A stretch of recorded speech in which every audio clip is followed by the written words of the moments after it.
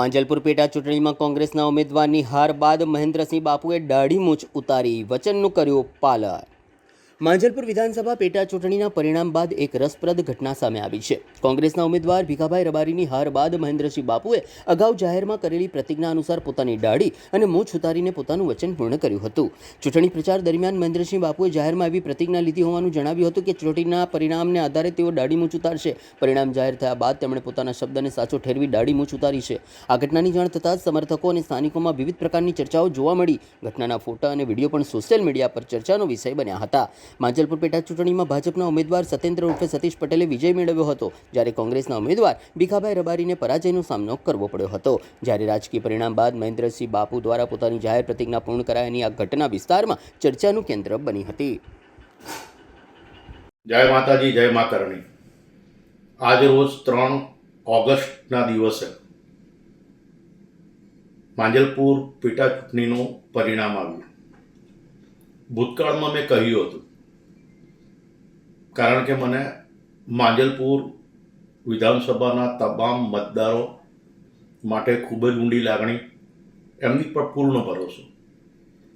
પણ મેં કહ્યું હતું કે ભીખાભાઈ રબારી જો હારી જશે તો હું મારી દાઢી અને મૂછ ઉતારી દઈશ। રઘુકુલ રીત સદા ચલી આવી, પ્રાણ જાય પર વચન ના જાય। મેં જે મારા વચન કીધા છે એ પાળવા જઈ રહ્યો છું। ખાસ કરીને માંજલપુર વિધાનસભાના તમામ મતદારોને હું આ જીતના અભિનંદન પાઠવું છું।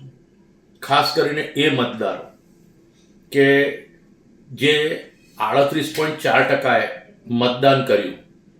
38.4%ના મતદાનની અંદર 60થી ઉપર પર્સન્ટેજ સતીશભાઈને મળ્યા। નોટામાં મળ્યા એનો મને ખાસ આઈડિયા નથી, પણ જે પ્રમાણે વોટિંગ કરવામાં નથી આવ્યું, એટલે કે 60થી 62% પ્રજાએ મતદાન નથી કર્યું। એ શા માટે નથી કર્યું? એનો મતલબ એટલા વોટ ભાજપને પણ નથી મળ્યા। માટે લોકશાહીની ગણતરી પ્રમાણે જોવા જાઓ તો સમગ્ર માંજલપુર વિધાનસભાના 32થી 32% વોટ સતીશભાઈને મળ્યા છે। માટે આ વખતે ઘણું મોટું મતદાન ન કરીને પણ માંજલપુર વિધાનસભાના મતદારોએ પોતાનું દુઃખ પ્રગટ કરી દીધું છે, પોતાની નારાજગી પ્રગટ કરી છે। પણ હું જે કહ્યું છે દાઢી મૂછ આપી દઈશ, એ પ્રમાણે હું અત્યારે મારો દાઢી અને મૂછનો ત્યાગ કરવા જઈ રહ્યો છું। અપેક્ષા રાખું છું આગામી દિવસની અંદર આ મારી લાગણી વડોદરાના પ્રજા સૌ સમજે, બસ એ જ મારી અપેક્ષા। જય માતાજી, જય મા કરણી।